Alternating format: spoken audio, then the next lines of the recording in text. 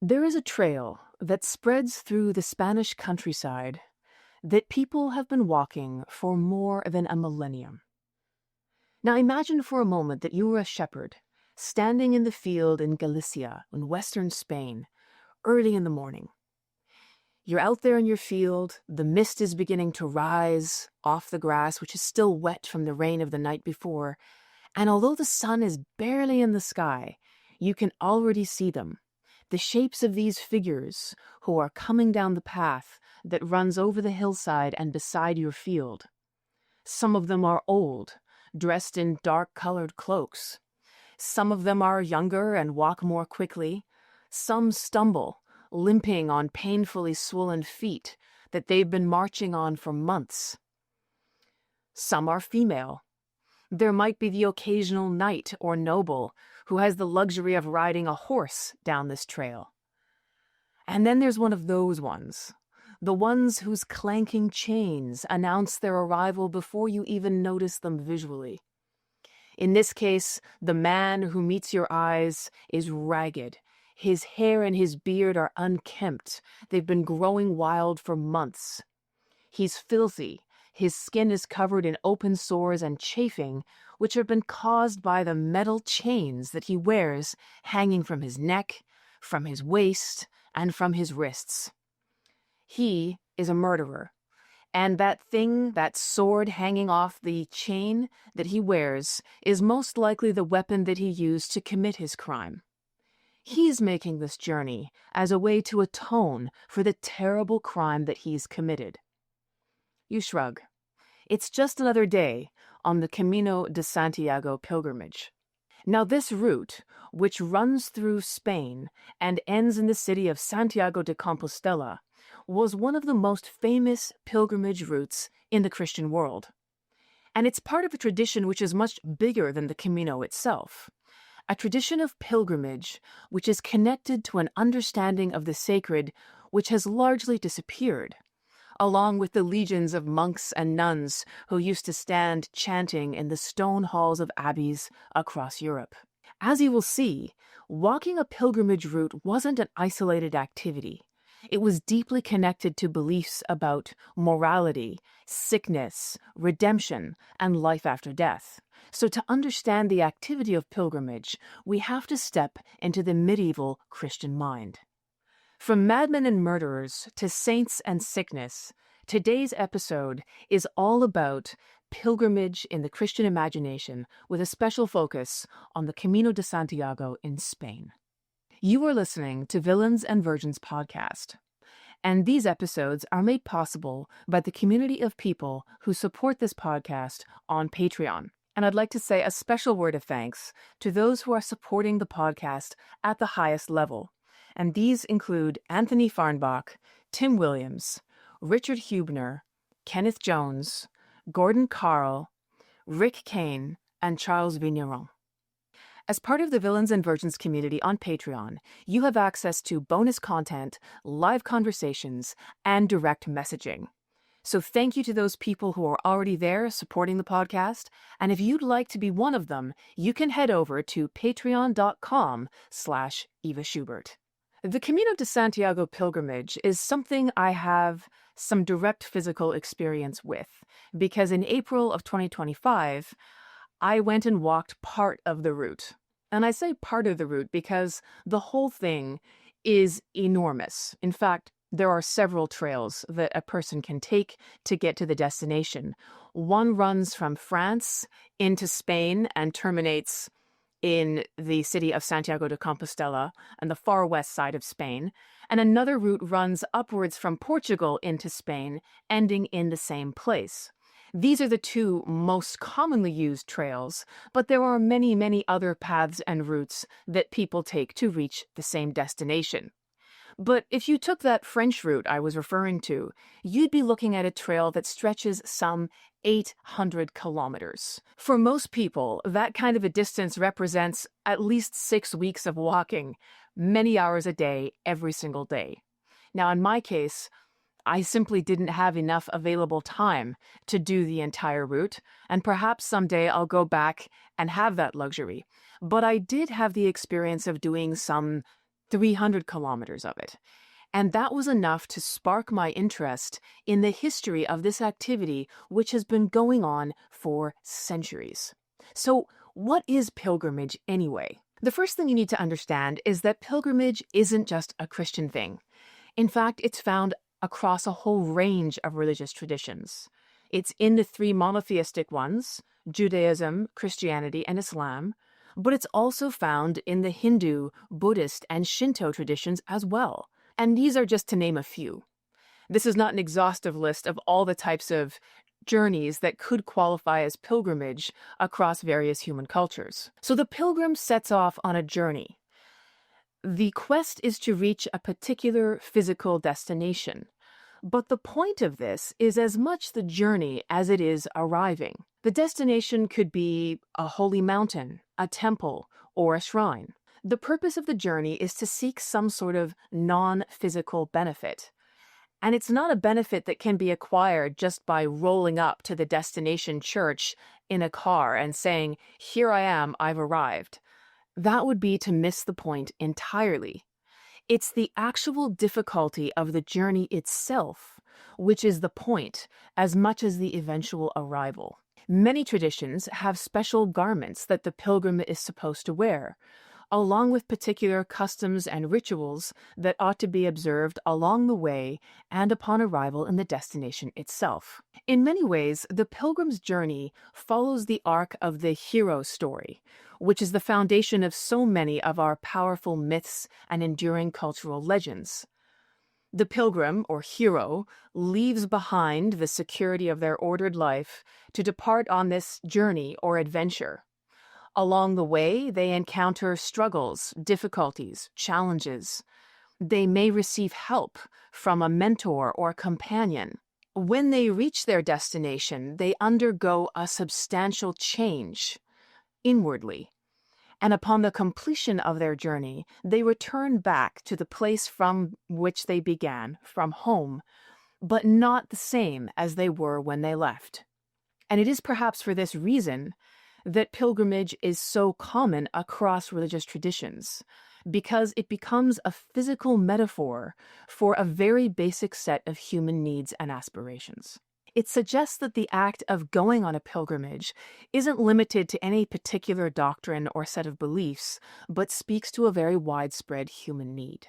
Now, pilgrimage has been going on in the Christian tradition for centuries.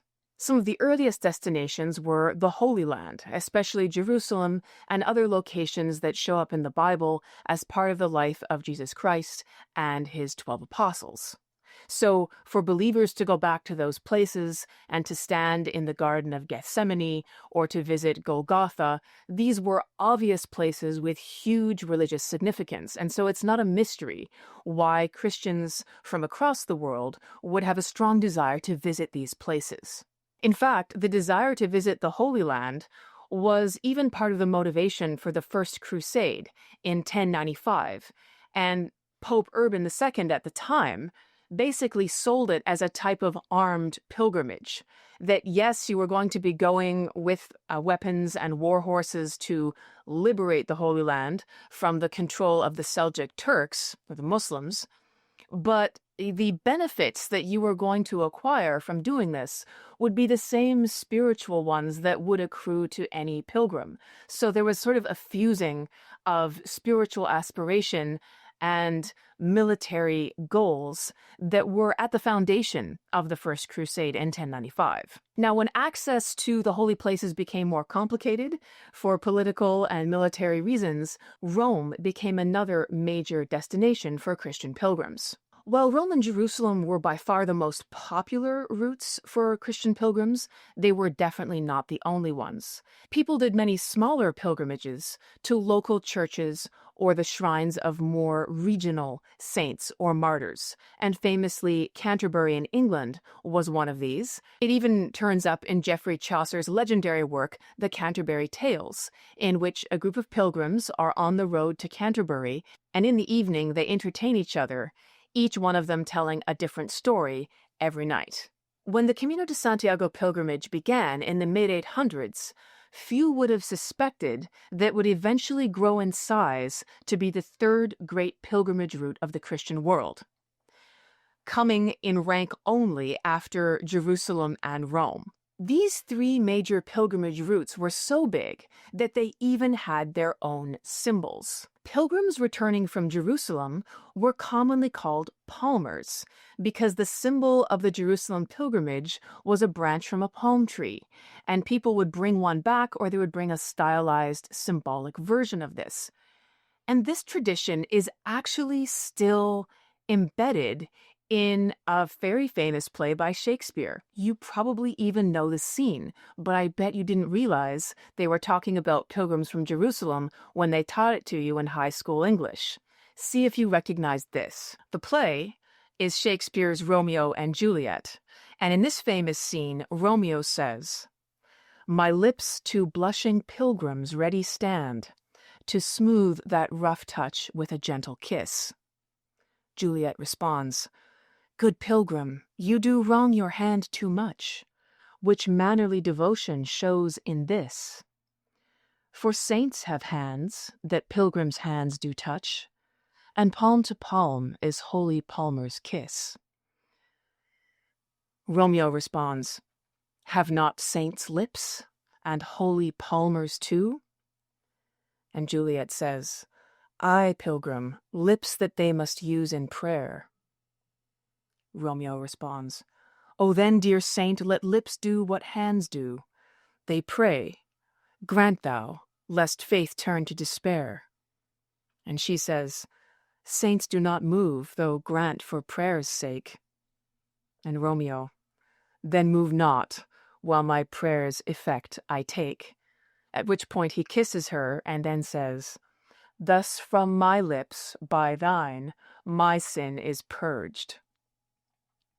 Okay, so you've heard this scene before. You've watched it on film. But the holy palmers they're talking about are pilgrims from Jerusalem specifically, and this entire dialogue is completely embedded with the customs and traditions of pilgrimage, which Shakespeare and his audience knew very well, but which have become mysteries to many of us today. So in the clever wordplay that's going on here, Juliet is being compared to a saint, or more specifically, the statue of a saint, in a church.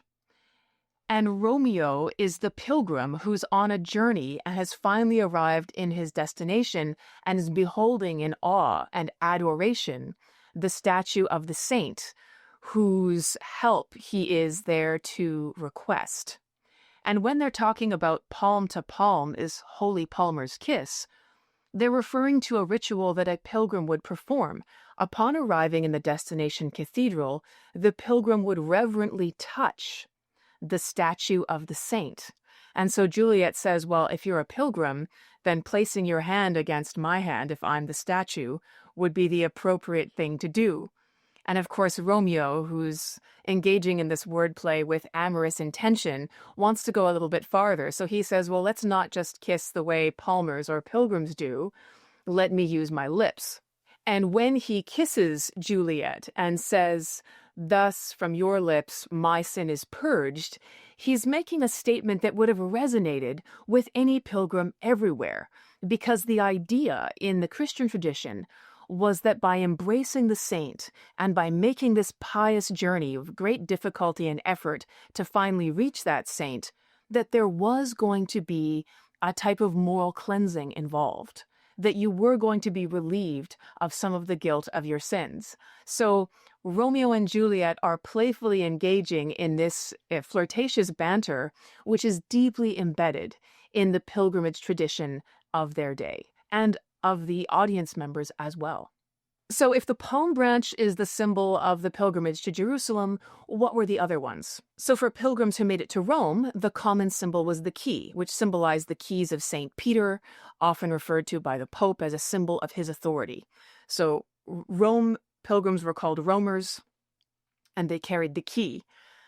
Those who made it to the Camino de Santiago in Spain, had the symbol of a seashell. The seashell has been the symbol of the Camino for centuries. It's part of statues that symbolize the saint in whose name people make the pilgrimage, and it's even used today. The bronze seashell is everywhere along the route, marking the way that the pilgrims are supposed to follow. So, in so doing, the seashells that are still visible on the Camino today are connected to a very ancient tradition.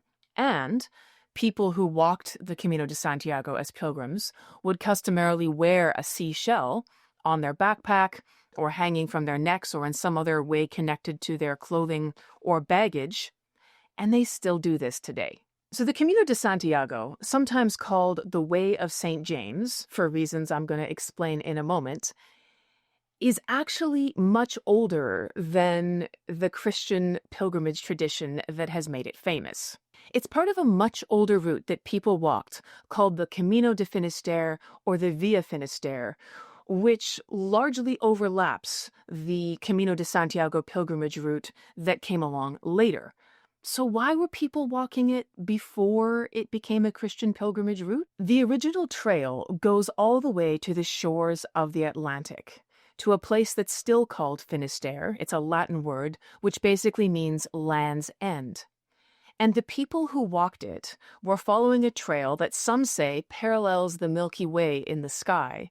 So they're following underneath the pattern that they saw in the sky towards the place where they thought the sun went to die at the end of each day, because the sun dips down and falls underneath the horizon on the west. So to follow the sun to the point where you could see it dip below the horizon and stand at the very westernmost point of the land to watch it disappear was a profoundly symbolic act.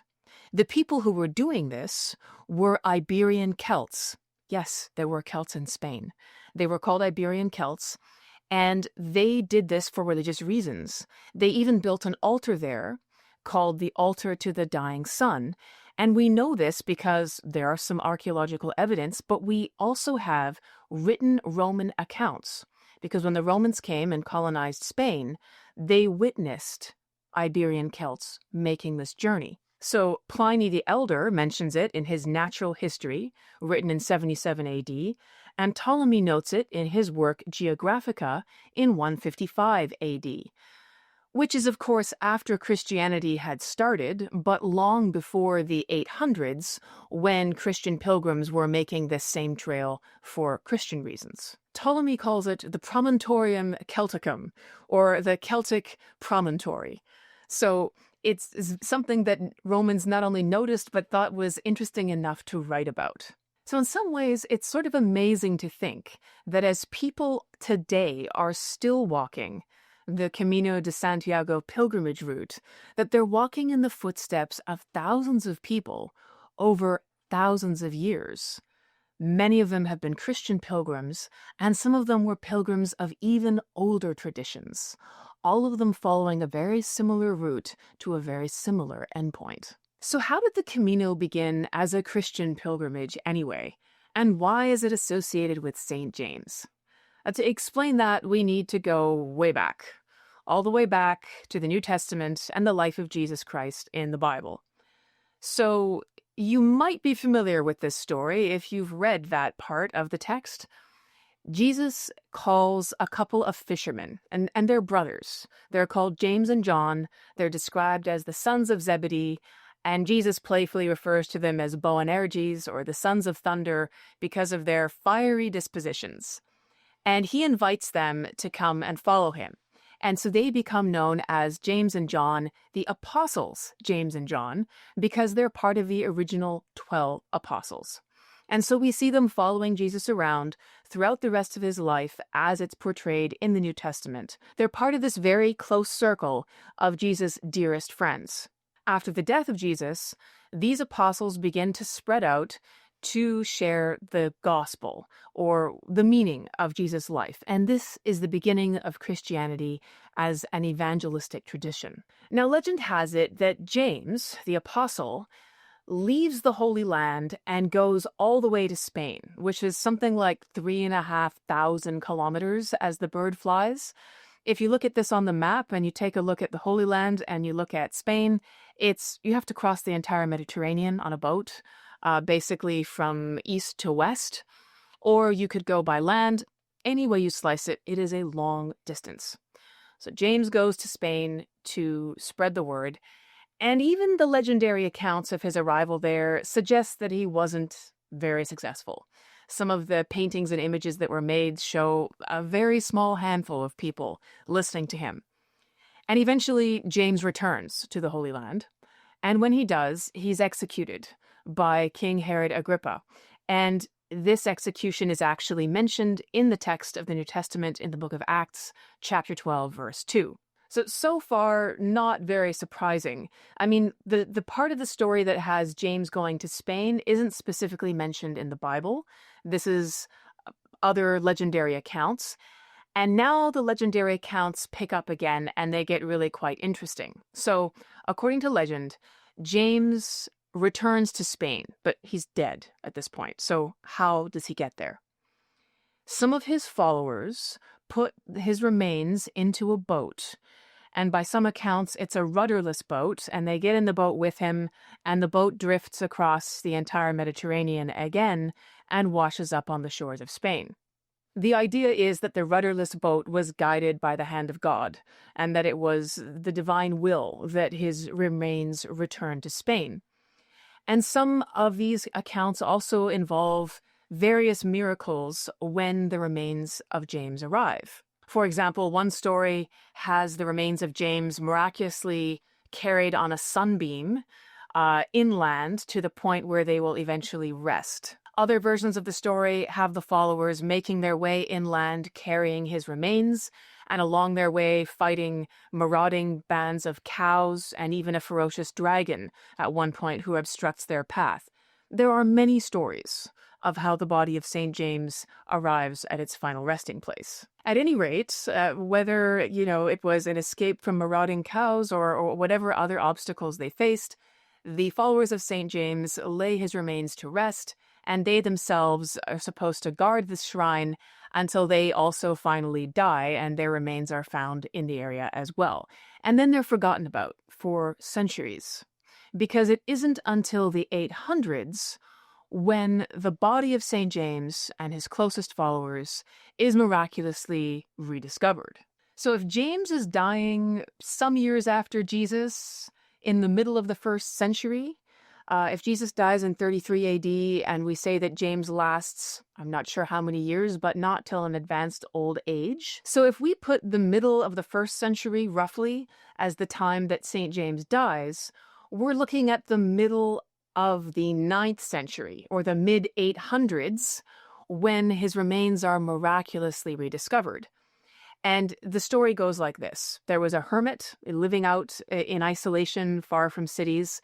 His name was Pelayo, and he sees a mysterious star in the sky, which is shining very brightly down on a particular spot. He then approaches the spot. He finds the remains of St. James in his shrine. So Pelayo the hermit alerts the local bishop, who alerts the king. And the king orders a church to be built on this site where the remains of St. James have been found. Now, this initial church will become the seed for a larger and larger celebration of the body of St. James. The church will be rebuilt into a larger church, and then rebuilt again into a magnificent cathedral, and an entire city will spring up around it. But this was the seed for how the body of St. James came to be found and celebrated in Spain. Now, some of the legends, including the ones about the body floating on a sunbeam and dragons, were somewhat discounted by Pope Calixtus in the 12th century, so some 400 years later, when they were trying to standardize accounts of how James ended up in Spain. So I just want to point out that there are a variety of stories about this, and different people attach different amounts of weight to some of these stories. Legends vary, but what had been established was that the body of James was now in Spain, church authorities recognized it, and this site, where the body had been found, was going to become the destination for the Camino de Santiago pilgrimage route, and that is why it is called the Way of St. James. The news that the bones of one of the original 12 apostles were now located in Spain spread across Europe, and soon attracted a very large amount of interest. And people in the medieval world were already very drawn to what are called relics. So the idea of the body of St. James as something you would want to physically visit was fitting into a well-established pre-existing tradition. So what's a relic? A relic is a fragment of a person who is supposed to be holy or some object associated with them. So relics you might have heard of, for example, are splinters of wood that were supposed to be part of the true cross, or the cross that Jesus himself carried and was crucified on. So in addition to splinters from the true cross, there were many other types of objects that could become relics. Some of them were physical remains, things like the head of John the Baptist, which famously in the New Testament was severed from his body after a very provocative dance by Salome. You could have teeth that were supposed to belong to any one of the apostles or any one of the legions of saints who lived after them. It could be finger bones or ribs, any part of a person's body. Sometimes there were hairs that were supposed to be part of the Virgin Mary's body or maybe Mary Magdalene. And then there were objects that were in close contact with a holy person. So yes, splinters from the true cross that Jesus carried, but you could also have thorns that were supposed to be part of the crown of thorns that he wore, or splinters of the lance that pierced his side when he was being crucified. And there were chains that had been used to bind apostles like Peter and Paul, which are on display in churches. Some of them you can still visit today. So anything like this, part of the physical remains of a holy person or part of an object that they'd had close contact with, could become a relic. And a relic would usually be displayed in an extremely costly box called a reliquary, often embellished with gold and jewels, and it would be displayed in a church and become an object of pious veneration, something that people would travel for miles to visit. So why is it that people would want to travel for weeks or months to visit a relic, to visit a tooth that belonged to an apostle or a saint? This is a complicated question, and we're going to get into it in some detail, I promise. But for now, just let me say that as soon as word went out that the remains of St. James were now located in Santiago de Compostela in Spain, this was going to be a powerful enough draw that this Camino de Santiago route would become the third biggest pilgrimage route in the Christian world. So why are people making all these pilgrimages in the first place? Why would someone who lived in England, for example, want to travel to Jerusalem, a journey that would take them months or years, or to go to Rome or to go to Spain? Yes, we've talked about relics. Yes, Jerusalem has special significance because for a Christian standing in the actual physical locations that were part of the life of Jesus has enormous emotional resonance. But there were a lot of other reasons too. So to give you the most popular ones briefly, they were penance for sin or repentance for bad things that you had done, reducing some of your time in purgatory, which I'm going to explain, relief of physical ailments, things like sickness or disability or pain, and finally, to pray to the saint for intercession with some problem that you are having. It might be a problem with your family, it might be a problem with your finances, but you needed help, and you were hoping that by visiting the saint and praying to them for assistance, that you could get some sort of resolution. Some pilgrims walked in fulfillment of a vow. Perhaps, their child became very, very ill. They were afraid that the child was going to die, and they prayed to St. James, and they said, "If you heal my child, I vow that I will visit your shrine. I will be a pilgrim. I will go to Santiago." And so if your child recovered, you had made a vow, and you'd better fulfill it because the consequences of not doing so could potentially be quite dire. People believed that the vengeance that might be visited on you for failing to fulfill a vow like this could be extremely serious. So people made vows like this all the time. If they were in a difficult situation and they prayed and then they got an answer to that prayer, they would then be compelled to fulfill a vow, and making a pilgrimage was a common vow. And sometimes pilgrims were even paid by wealthier people to go in their place as surrogate pilgrims, which is a fascinating phenomenon, and I'm going to explain it to you, but I need to back up a couple of steps first. So, to understand sin and penance and purgatory, which are major drivers of pilgrimage, we need to get a little bit deeper into the medieval Christian mind. When you do something wrong, it's a sin, and all sin carries a punishment. You first have to confess your sin to a priest, and this is to relieve the guilt that you have as a result of doing this wrong thing. So without confession, there's no repentance, and that carries more serious consequences for you after you die. So it was very important that you confessed your sins regularly. You didn't want to die with unconfessed sin. And this is why visiting the priest in confessional was often a daily thing for many devout Christians, and why having a priest for confession on your deathbed was also extremely important. But once you'd confessed your sin, the priest would normally assign you a penance. So this was some action that you needed to perform to demonstrate that you had repented from that wrong thing that you had done.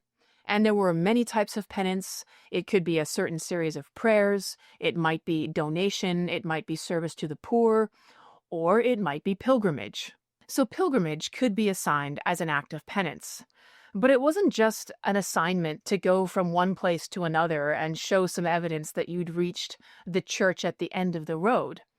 There were definitely expectations about how you made the journey. And depending on the severity of your sins and the need for repentance, those conditions could be quite strict. So there was this idea of mortifying the flesh, which you might recognize from the King James translation of the letters of Paul in the New Testament. And the idea is roughly that you want to do the opposite of what is comfortable and pleasurable for your body and your sinful spirit. And this might be voluntarily accepting asceticism or even quite extreme forms of discomfort as part of your process of spiritual growth and repentance. So, for example, making the pilgrimage on foot was supposed to be much better than riding your horse, which was easier. But making the pilgrimage barefoot, because that's far more uncomfortable and difficult, was better still. Some pilgrims tried to increase the spiritual value of their experience by, for example, eating only the most simple foods like barley bread and water. And there was even one story I read of a pilgrim who would buy bread and put it in a bag until it became stale and so hard that it was difficult to break. And that was when he would eat it. So he would deny himself the pleasure of eating bread when it was fresh and soft, and would consume it only when it was stale and hard. But there was another aspect to the pilgrim journey which really took off at the end of the 11th century, which is when the doctrine of indulgences became more widespread. So, what's an indulgence? Well, it sounds like a chocolate bonbon, but that's not what we're talking about. Medieval Latin Christians believed that if you died an unrepentant or unconfessed sinner, that you'd be going straight to hell, where you would be for the rest of eternity. And if you were morally exemplary, some kind of saint, then you might be fortunate enough to go directly to heaven. But most people were going to end up in this middle place called purgatory, where even if you had confessed and repented for your sins, there was still some punishment that you were going to have to suffer as a result of committing those sins. And you would remain there in purgatory suffering until the weight of your sin had been purged away, and then you would ascend to heaven. So obviously going to purgatory was a dreadful experience. I mean, it was compared to hell, but it was just not forever. So people were really very afraid of spending time in purgatory, and how long they might be trapped in this terrible place depended on the number and the seriousness of the sins they'd committed in their lifetime. So how does indulgence come into this? So an indulgence is something that was issued by the church, and it was believed that if you received this indulgence, it would count against the amount of punishment that you were due to suffer in purgatory. So essentially, it's going to reduce the amount of time you're going to be burning in flames or tormented by demons. There were various levels of indulgence, right? Some of them were larger and would count for more against your burden of eternal suffering, and some of them were smaller. But completing a pilgrimage earned you one type of indulgence, and so this became a major motivation for people wanting to do these trips, was the idea that they would earn an indulgence which would count against the burden of their eternal suffering. So this explains the otherwise somewhat bizarre-sounding idea of surrogate pilgrimage. For example, if a person was very ill and they thought they were dying, but they had a wish to go on pilgrimage, then they might actually write it into their will. They might set aside a certain amount of money to fund a pilgrim to do the route on their behalf. And if you were the person who stepped forward to take on that role and to be this paid pilgrim, it's not like a job that you were going to take home money from. The money that was allotted for this was enough to cover the clothes you were going to need for the travel, the amount of money you would need for the journey itself in terms of food and accommodation and donations, and not much more. So this is not a money-making operation. But the point of being a surrogate pilgrim is that although you were walking the route and earning the indulgence, the value of that indulgence would go toward the person who had commissioned your pilgrimage, the person on whose behalf you were doing the journey.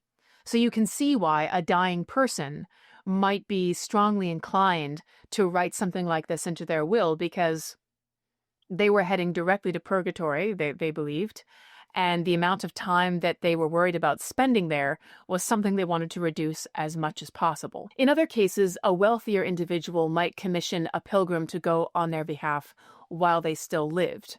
And again, the idea was that they would accrue the spiritual benefit.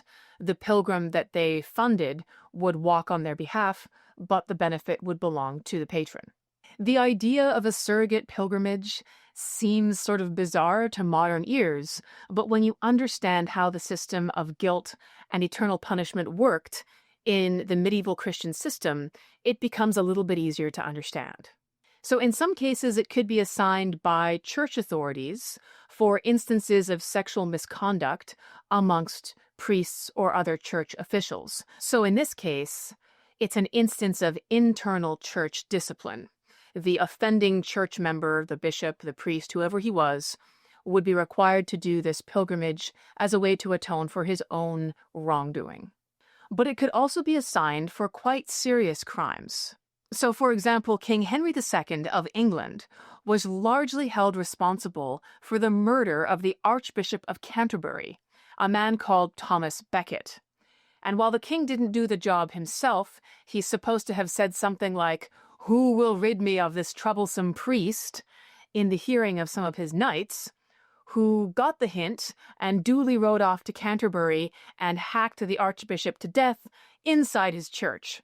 So the archbishop later becomes a saint, which explains why people were making pilgrimages to Canterbury. That's a side note. But King Henry II certainly was thought to have a large portion of the blame for the murder of that archbishop, and he was assigned by the church to do a pilgrimage to Canterbury, the place where the archbishop had been killed, in penance for this action. Another man by the name of Roger de Benito was assigned to make pilgrimages to Rome, Santiago, and Jerusalem after he murdered a bishop in 1319. So these examples I've given you still have church authorities assigning pilgrimage, which is really sort of a version of penance, actually. Was it ever assigned by non-church authorities, judicial or state authorities? The answer is yes. So in some places, especially in the 12th to 14th centuries, a court could assign a pilgrimage instead of jail time. This was especially popular in Scotland, so a Scottish murderer could be assigned to go on pilgrimage through England. Punishment enough for a Scot, you might think. But this journey would involve not just showing up like a regular pilgrim, it would often involve traveling in chains, which of course greatly increased the discomfort and the exhaustion of walking for miles and miles and miles for months. It would also increase the amount of suffering because these metal fetters would be chafing against the body, and with no release from that constant friction, you would soon develop open sores. So it was extremely uncomfortable, but it was also stigmatizing because making a pilgrimage in chains, usually with your murder weapon hanging from them, advertised to everybody exactly who you were and why you were there. So there would be ostracization and fear. In fact, none other than Charlemagne in 759 expressed some concern about the idea of pilgrimage as punishment. And 759 is, of course, before the Camino begins, but pilgrims were going to other places across the Christian world, and some of them were doing it as judicial punishment. And Charlemagne said, this is not a good idea, guys, because now you're mixing criminals in with the rest of the population of ordinary people who are making the pilgrimage for pious reasons. Don't you think that might cause some problems? The potential threat of violence, rape, or theft. So he was certainly one of the most high-profile people to raise concerns about this issue. But to give you an example of what this looked like, we have another story about a Frank from the region of Charlemagne who is assigned a pilgrimage as punishment. And his name was Frotmund, and he comes about a century later. So in 850, Frotmund murders his father, who's actually a chaplain to the Emperor Lothair. Now, if you've been listening to Villains and Virgins podcast for a while, you might recognize Emperor Lothair from our Kingdom of the Franks episodes.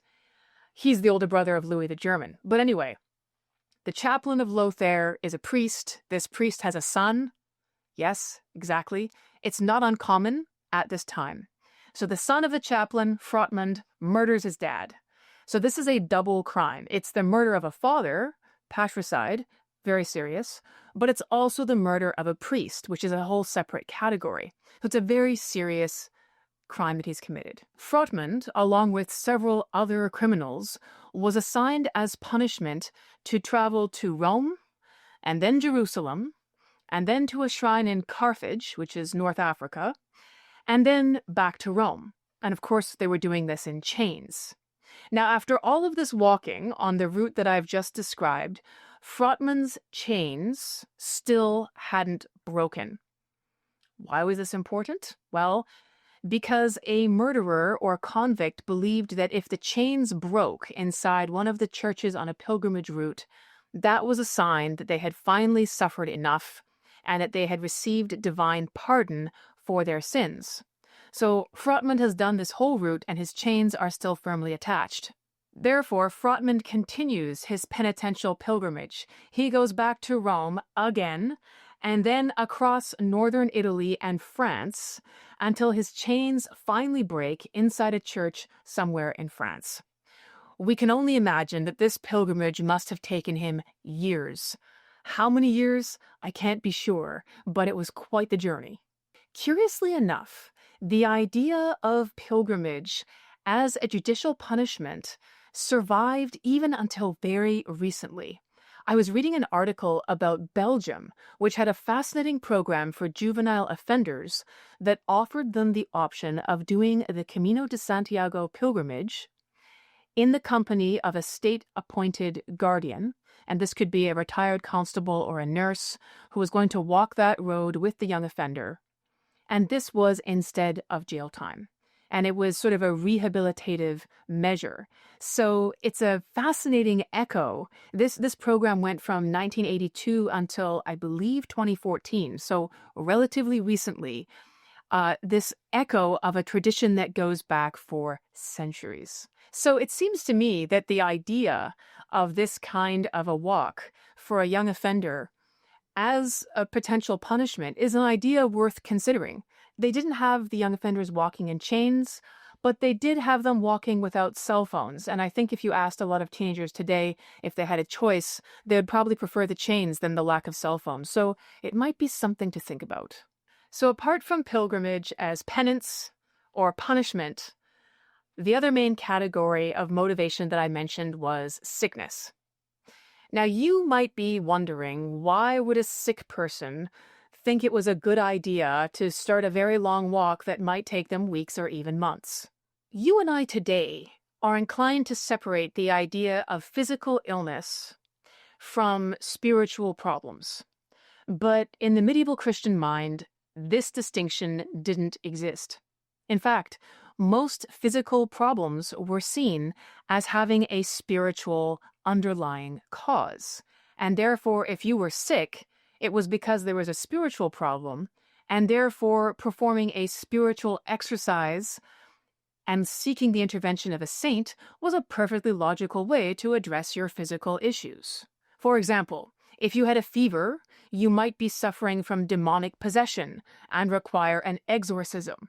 If you had withered hands or limbs, parts of your body that were paralyzed and didn't work properly, well, perhaps that was because you had been working on the Sabbath, or perhaps you had been disrespectful in some way to God or one of the saints, and therefore you were suffering a physical problem as a punishment for this. Your physical problem could only be cured when you repented of the underlying spiritual cause. Gregory of Tours, a 6th century bishop and historian, writes of illness as, quote, incursion diaboli, or an invasion of the devil in the body. This is his definition of sickness. The devil or some force of evil is in some way inhabiting your body. And he wasn't alone in this belief. For example, we have accounts of one unfortunate potter in England who seems to have lost his mind, and he was tied to an altar inside the church, and passers-by or visitors were invited to beat him with sticks. So this seems to us a cruel and unusual punishment, but for them, they saw it as a helpful way to encourage the demons to leave his body and thereby cure his madness. Similarly, childlessness in marriage was often attributed to a moral failing or sin on the part of one of the partners, usually the woman.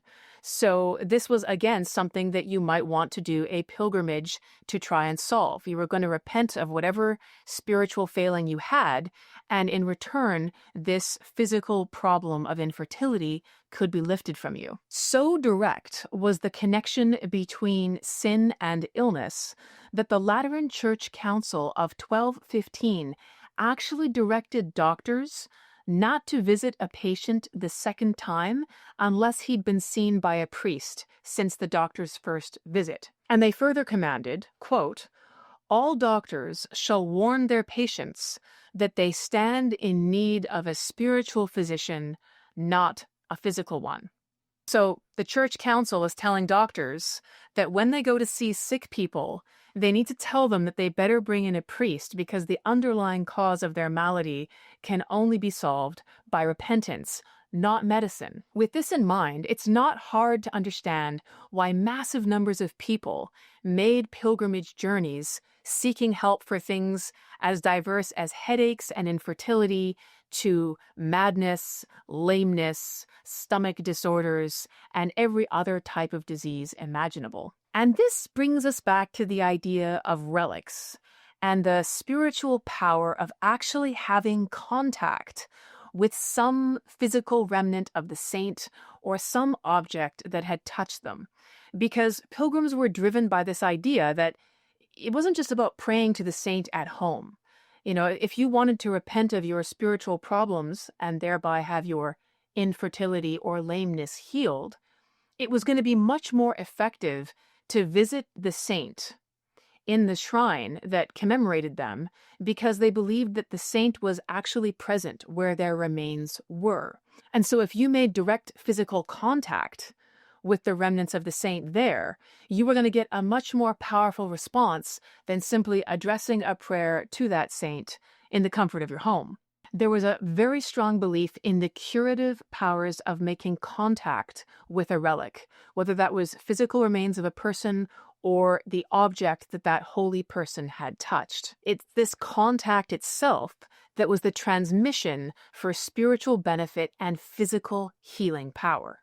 So pilgrims on the Camino weren't touching the actual bones of St. James directly. In fact, this was very rarely allowed. Most churches wouldn't allow you direct physical contact with the remains. You would be touching the container that contained those remains. And there were very good reasons for this. There was a thing in the Middle Ages called pious larceny, which you can think of as devotional theft. So there was a real danger that if people entered a church and they could get their hands on actual bones, that they would steal or break off whatever they could and carry it away with them. And if you think I'm making this up, we have an actual account of someone doing exactly this. There was a guy called Hugh of Lincoln who was staying in a monastery in a town called Fécamp. And while there, he was permitted to view their most cherished relic, which was the arm of Mary Magdalene, someone who knew Jesus personally and is mentioned in the New Testament, so a very significant figure in the Christian tradition. And this monastery believed that they had her arm, and it was wrapped in layers of cloth very carefully to sort of keep it clean and keep it preserved. So Hugh is an honored visitor, and in token of this, he's allowed to view the relic. Well, Hugh, showing absolutely no respect at all, takes out a knife and begins to cut through the layers of cloth and then attempts to break off a finger bone from the arm. And unable to do so with his hands, he actually puts the bones in his mouth and gnaws with his molars until he breaks off some fragments of this bone. The monks are horrified, as you can imagine. And Hugh basically shrugs and says, well, I've done this before, and the fact that I'm able to do it means that it is, in fact, the will of the saint that I am able to do it. And this was a widespread belief. People thought that the saint exercised control over what happened to their remains. They were physically present wherever their remains were housed, and they had control over the movement of those remains. Therefore, if a bunch of monks could sneak into a church and carry off the head of John the Baptist or the foot of St. Thomas or whoever, then it must have been the will of that saint that they do so. So with this kind of a belief, and the idea that being pious and revering these relics didn't prevent you from being a potential destroyer and thief of them, churches and monasteries were extremely careful about this. They housed their relics in boxes, they kept them under close guard, and they strictly controlled who had access to them and when. So most pilgrims are not going to be getting anywhere near the actual bones or splinters. They're going to be touching containers that house these objects. So if you couldn't touch the bones themselves, but physical contact with the remains is how you're going to get spiritual power and physical healing power, what can be done? Well, yes, you could touch the container, but there was another method that was very commonly used. So it was believed that any fabric that had touched the remains or any liquid that had touched the remains could transmit the spiritual power of that relic.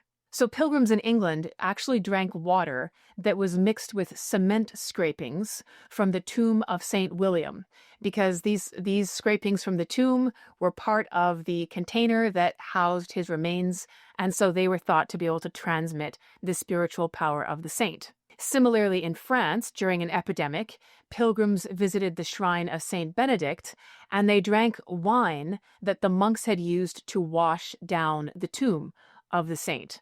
So the idea is the tomb is housing the saint, so the tomb radiates some of this spiritual power, and then the wine is touching the tomb, and then you're drinking the wine, so you're absorbing the spiritual power of the saint through this chain of transmission. Now, not everyone believed in this miraculous medicine. One very sick monk from Mont Saint-Michel refused to drink wine which had been used to wash the skull of Saint Aubert. Quote, preferring to die rather than drink wine swilled in the head of a corpse. So not everyone, including very devout people like monks, necessarily subscribed to this idea that drinking fluids that had had contact with the remains was such a great idea. But for others, the belief that they had made contact with liquid that had touched the saint was alone enough to have a powerful effect. So the 12th century abbot, Benedict of Peterborough, relates that one young man appeared to be on his deathbed, and he begged his friends for some water of St. Thomas. So this is in England, and he meant the shrine of Thomas Becket, the murdered Archbishop of Canterbury. And pilgrims who had gone to Canterbury would often buy water that had touched the tomb or the remains and carry it home in little flasks. So this young man is begging his friends, if any of you have some of this water of St. Thomas, please, I need it. Give it to me because I think I'm going to die. Now, none of his friends happened to have any of this handy, but one of them had a good idea. So he grabbed a glass, he ran to the nearest fountain, filled it up, and he brought the glass of water back to his dying friend and assured him that this was water of St. Thomas. It was blessed saint water. The young man gratefully received it, he believed him, he drank the water, and shortly after appeared to make a remarkable recovery, sat up in his bed, and no longer seemed to be on the verge of dying. So the placebo effect is a real thing, and we have documentary evidence of it going back for centuries. Because contact with a physical object that had been in contact with the saint's remains was so important, little vials of not only water but even oil or wine were commonly sold at pilgrimage sites as a souvenir for devout pilgrims. So with all these hundreds of thousands of pilgrims traversing different routes to different churches all across Europe, how is this supported? What kind of infrastructure is built to facilitate the movement of people thousands of miles away from their homes for long periods of time? On the Camino de Santiago pilgrimage, a network of hostels, now called albergues, was set up at regular intervals along the route, so that people could stop at various points on their journey, they could rest, they could sleep overnight. But these are not resorts. The expectation was that a pilgrim would be up early and on the road the very next morning. So a hostel was a place to rest temporarily overnight, but it wasn't part of a plan where you could sit in a town for several days and do any sightseeing. These hostels were intended to be accessible, not very expensive, and often they were operated through charitable means. In fact, in many places in the Middle Ages, monasteries would actually open their doors as places where pilgrims could rest for the night, and hostels, or other institutions that were set up for pilgrims, were often funded by charitable donations, including from kings and queens of Spain themselves. One very important piece of infrastructure that was required were actual hospitals, because inevitably, with so many people on the road, in various degrees of sickness, health, and age, there were going to be people who had serious health problems. And so to have medical facilities to deal with this was something that was recognized as important even in the Middle Ages. Medical care in these facilities might not have been very good, but that's because it wasn't very good across medieval Western Europe anywhere at this time. But at least if you died as a pilgrim on the road, you could be assured of going directly to heaven. So there was some comfort in that. Now, one example of a hospital of this kind was the Hospital del Rey, founded in 1195 by King Alfonso VIII, and it was run by churchmen and nuns in Spain. Staff included doctors, a surgeon, a bone setter, and interpreters, because there was a recognition that pilgrims would be coming from places very far outside Spain and wouldn't necessarily speak the language of the medical staff on site. This institution also provided food and lodging free of charge to pilgrims at any hour of the day or night that they might arrive. In addition to these services, drinking water, clean, potable drinking water, needed to be supplied at regular intervals along the route so that weary pilgrims could keep themselves hydrated and able to continue walking. So even now, on the Camino de Santiago in Spain, there's water at regular intervals, public fountains, springs. It's clearly marked, it's free, it's available, and it's part of this very, very old system of providing for pilgrims from across the world who might be making this journey. In addition to water, hospitals, and places to sleep, there need to be places to eat, and the pilgrim menu is even now somewhat standardized across the route in Spain. It doesn't mean that the menu items are the same, but there seems to be a high level of uniformity in terms of the amount of money that can be charged for the pilgrim menu. It's kept low. It's simple food. It's not very lavish or highly imaginative or expensive, but it's designed to be nourishing, accessible, and cheap. And of course, the road itself would need to be kept in good repair, along with any bridges over waters or other sorts of barriers that might be problems for pilgrims making the journey. So what supports this infrastructure? Well, it came from a variety of places, but it was basically a charitable initiative. So, charitable organizations, monasteries, churches, private individuals might make donations toward the maintenance of the way or churches and infrastructure there, and also wealthier people, nobles, and even members of the royal family would regularly donate to keep these things running. But speaking of economics, going on a pilgrimage cost money for the pilgrim too.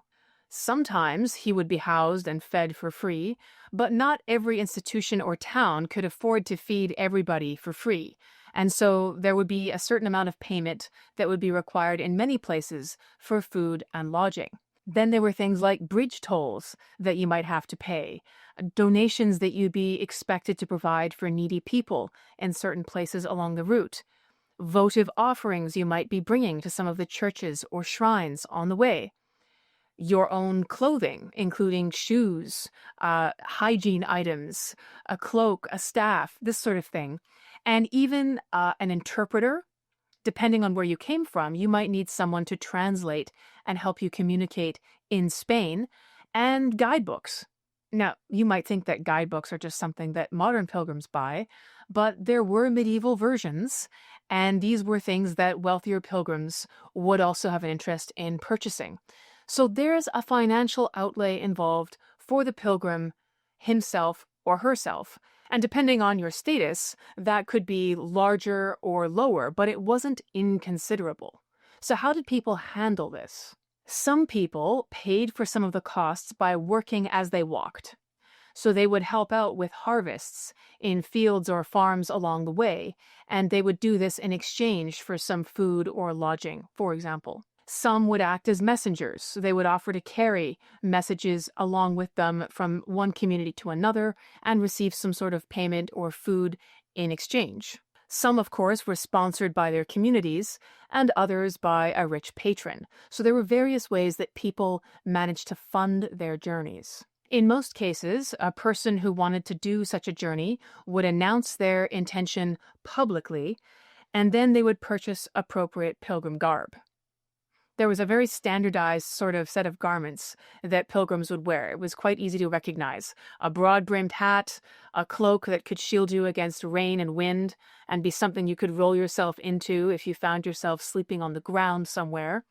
A walking staff, a gourd or other water-carrying device, a flask of some kind, and then some sort of bag where you would have whatever other necessaries you were going to carry with you, but it wouldn't be a lot. If you were making one of the 3 great pilgrimages to Jerusalem, Rome, or Spain, you could be on the road for months at a time. So it was a major undertaking, and people treated it as such. You would typically confess your sins to your priest before you left. This was very necessary as a precursor to a pilgrimage. And then you would often make a will, because going so far away from home to unknown lands, you might not make it back. And so it was necessary to have your affairs in order before you left. And finally, the pilgrim would usually be seen off as they left their community, waved off by their priest and their family members and their neighbors, who would wish them well on their journey and hopefully be there to greet them on their return. The most famous pilgrim on the Camino de Santiago pilgrimage route is, of course, St. James himself. Wait, what? Didn't I say that St. James was an apostle and a follower of Jesus in his lifetime, and that his bones were now resting in the cathedral at the end of the route? Yes, I did. So how is it that he's also one of the most famous pilgrims on that same route? Well, there are many, many legends of St. James himself appearing on the road to Santiago in various forms. Many pilgrims throughout the Middle Ages had accounts of being in distress, of being sick, of having some other trouble, and then receiving assistance from some nameless person, some other fellow traveler, some man who showed up and helped them. And when he left, they realized it was none other than St. James himself. So there's a very lively tradition of stories of encounters with St. James on the way as an assistance or a guide to pilgrims making the journey. And to commemorate this, there are statues of St. James that you can see on the road today, which actually show him in the traditional garb of a medieval pilgrim with a staff, with the seashells, with the broad-brimmed hat, as a gesture at the idea that you might encounter St. James himself along the road that leads to his bones. Now, some historians have assumed that women in medieval times couldn't have made this pilgrimage unless they were quite wealthy. But we have evidence now that this is quite incorrect. It's true that women more frequently did more local or shorter pilgrimage routes that didn't require them to be away from home for such extended periods of time. So making a journey that might last you a few days would be one where you would find much larger numbers of female pilgrims on those roads in medieval times. But we do know that they were present on routes even as long and as storied as the Camino, because there are regulations dating from those times about male and female bed arrangements. So in hostels that were there to house these pilgrims coming from all over the world, there were rules about having male pilgrims in separate rooms from female pilgrims. And even today, in pilgrim hostels, it's very standard that there'll just be a very large room with a whole bunch of bunk beds in them, and your pilgrim fee gets you one of these bunk beds for the night.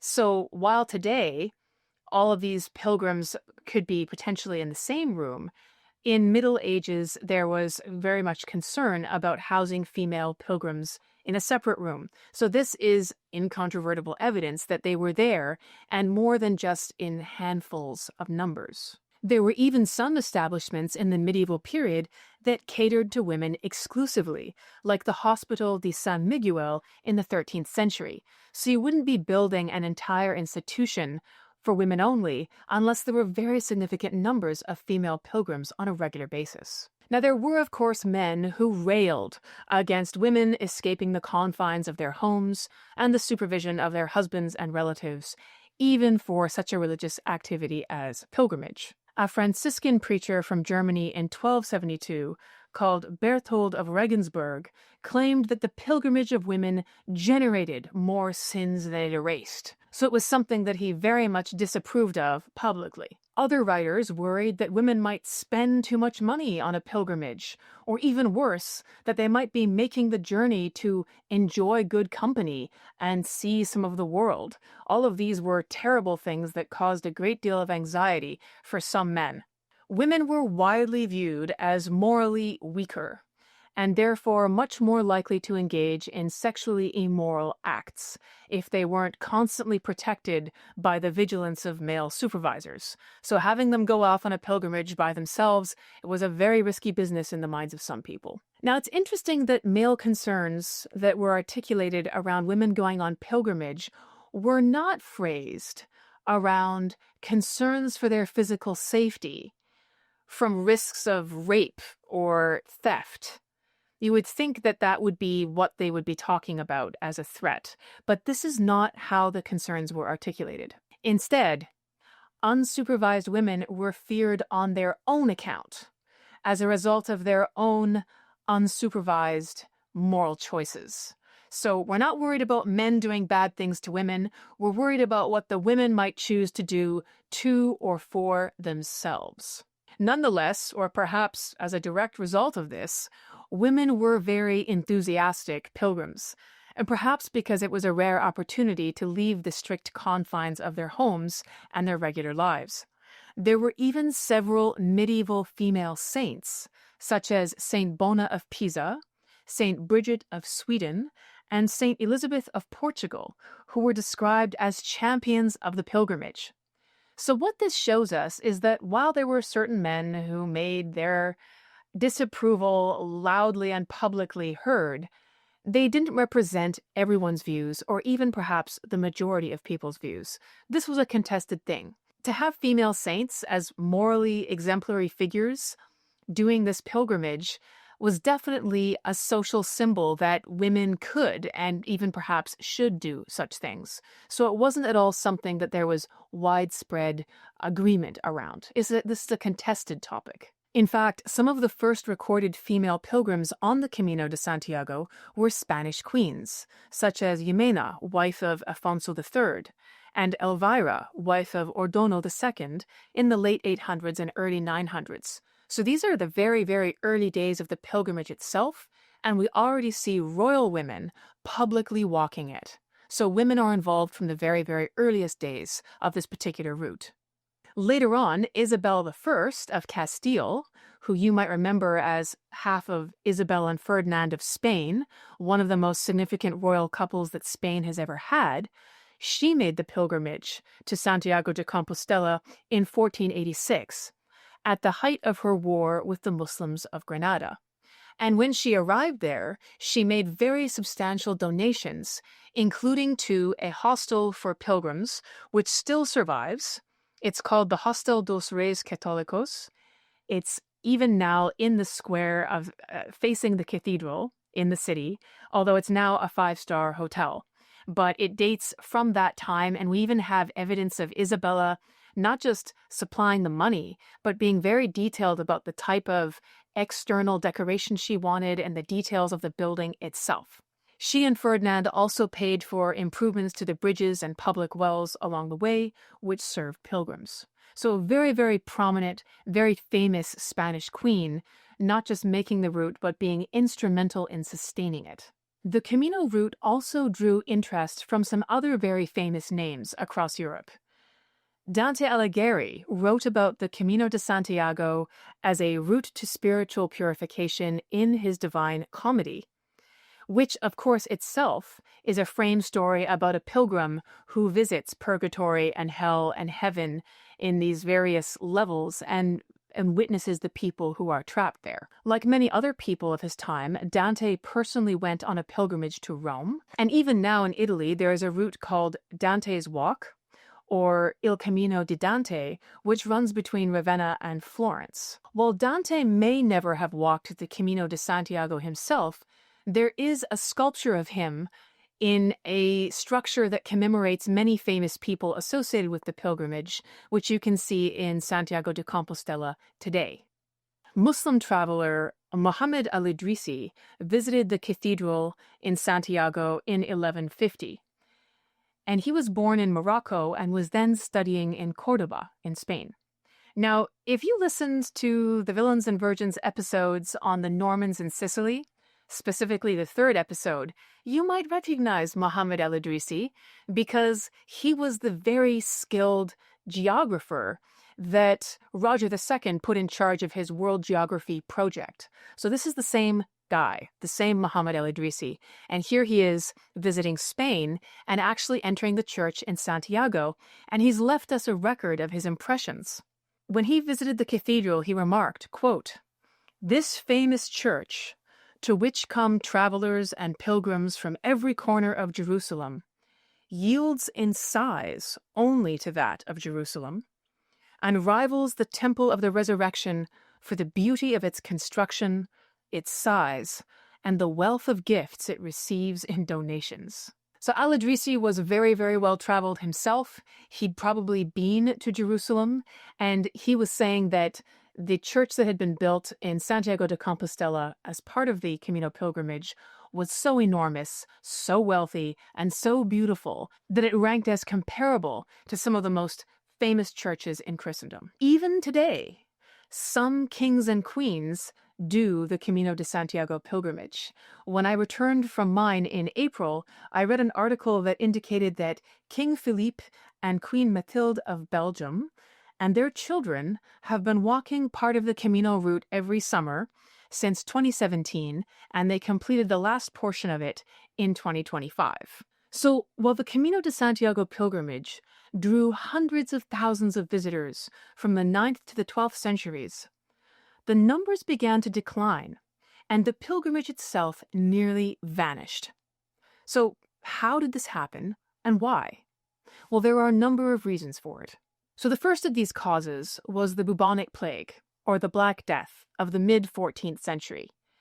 And it's hard to describe how catastrophic this epidemic was in Western Europe. By some historic estimates, somewhere between 25 and 50% of the population was wiped out. Now, even if we go at the low end on that, if you imagine that every fourth person that you knew had died, that's a scale of devastation that we can't even really imagine. And so people at the time viewed it as apocalyptic, like the end of the world. So it tore apart the fabric of societies. Basic things like communities and churches collapsed. It really wasn't a time when people were thinking about traveling far from home to potentially other plague-ridden areas. So it had a really devastating effect on pilgrimage numbers across Europe, including the Camino de Santiago. The second blow to pilgrimage numbers came in the mid-1500s onward as people like Martin Luther and others involved in the Protestant Reformation made strident criticisms of church doctrine and practices at the time. And one of their key points of contention was the practice of indulgences, which I mentioned earlier in the episode. And this idea of indulgences as something the church could give you to help discount the time you might spend in purgatory had continued to grow and multiply since the 12th century. So by the time we get to Luther and the Reformers, it was a very widespread, very widely used idea, and people could even buy indulgences in their local towns just for money. And so the use of this idea had become so pervasive that Martin Luther and other reformers regarded it as abusive, as a way of just extracting more money from the faithful. And so they said this whole idea of indulgences, of the church being able to grant you a pardon from time in purgatory, it's very suspicious. We actually don't believe it at all. So if you remove the idea of an indulgence, then one of the major reasons that people had for making a pilgrimage was suddenly removed, because the idea of reducing your time as a result of doing this pious act had been embedded in the pilgrimage tradition for centuries.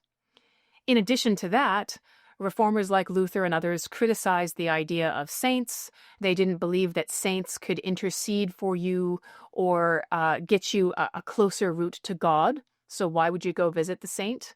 They were very dubious about that. And other pilgrim practices were criticized by scholars in the Reformation period. So famous humanist Desiderius Erasmus was talking about pilgrims returning with what he called worthless bits of tin. So these were little medallions or souvenirs that they'd purchased at the shrines, which they thought represented the spiritual significance of the journey, and he thought represented a waste of time and money. So as a result of the ideas of the Reformation spreading out across Western Europe, especially in Germany and then to England and elsewhere, these also had a declining effect on pilgrimage numbers. So these Reformation ideas had a profoundly transformative effect on the understanding and practice of Christianity across Western Europe. Large numbers of Christians became Protestant or Reformed Christians, and so they fully embrace these ideas of Luther. They reject the idea of indulgences. They reject the idea of saints. They reject the idea of even sacred space, which would be another reason to go and visit a saint's remains. But even if you didn't become fully Protestant, guys like Desiderius Erasmus weren't Protestants. He remained a Catholic, but he was a very thoughtful, scholarly Catholic who thought that there needed to be some serious revisions and reforms around the understanding and practice of Catholic Christianity. And so the impact of these ideas was felt not just along a strict denominational divide between Protestant and Catholic Christians, but even within Catholic communities, there were effects that these ideas had. And all of that added up to a great decline in the number of people doing these kinds of traditional pious pilgrim practices. While these reformers had a profound effect on the understanding and practice of Christianity, their dismissal of pilgrimage, and Martin Luther was very dismissive of it. He thought it was totally unnecessary and a waste of time. I would like to argue that their dismissal of pilgrimage was perhaps premature. It made sense in the context of the 16th century. I mean, if the reason you were doing the pilgrimage was an indulgence, and indulgences aren't a real thing, then why would you do a pilgrimage? Or if you thought that making contact with a relic was going to cure your infirmity, and then you were told that relics actually didn't have that power, again, why would you do the pilgrimage? So it would seem that many of the most common motivations for making this journey had been erased. Therefore, what would be the value of doing a pilgrimage at all? I would answer that even if you don't believe that St. James is going to cure your arthritic knee, or that earning an indulgence in Santiago de Compostela is going to reduce your eternal suffering, that the journey still has value. And that is because undertaking a pilgrimage is much older than Christianity itself, and it exists outside of Christian understandings and teachings about the world. It's larger than these things, and so too is the value of the experience. It may not be the contents of the destination that matter as much as the journey itself. The departure from your ordinary life to undertake a pilgrimage. The paring down of your days to the simplicity of being just a person on the road. You leave behind your regular identity as a parent, as a doctor, as a realtor, as a school teacher, whatever it is, and you become simply a traveler. Your days are simple. You're making miles on the road. There's a quietness that descends on you. You can hear yourself think for the first time in months or even years. And you're sharing an experience with other people who are also simply travelers on the road. This experience, the opportunity it offers for reflection, and the quest for meaning are themselves inherently valuable. You can process this experience through whatever lens you like, but it is unique. It's not something that you normally have access to. And clearly, I'm not the only one who holds this opinion, because the Camino de Santiago pilgrimage route is now booming in a way that it hasn't for centuries. So hundreds of thousands of people today make the journey, and many of them aren't doing it for the traditional medieval reasons. So there's something about it that continues to drive people, something that transcends even the medieval understanding of Christianity itself. The fact that the Camino pilgrimage has undergone this remarkable resurgence is due in very large part to the efforts of one man. He was a priest and he was a scholar. His name was Father Elias Velina San Pedro. He was a Spanish man born in 1929, and he did his doctoral research on the history of the Camino de Santiago pilgrimage in the mid to late 60s. By 1970, there were perhaps as few as 10 people who were registered in the office of pilgrims to undertake the journey.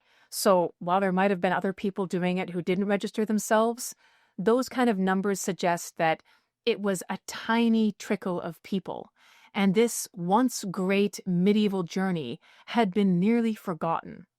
So Father Elias digs up the facts on what the pilgrimage had once been, but not content to leave this as a subject of academic inquiry, he then dedicates his life to reviving the pilgrimage, specifically the French way, the 800-kilometer stretch that begins in France and ends in Santiago.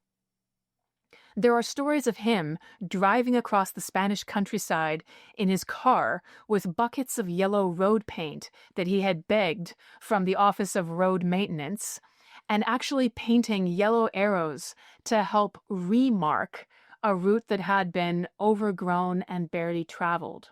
So he was literally lighting the way for pilgrims who weren't there yet, but he was planning for them. And there's a story that the police stopped him at one point and asked, "What are you doing getting out with this paint and making marks?"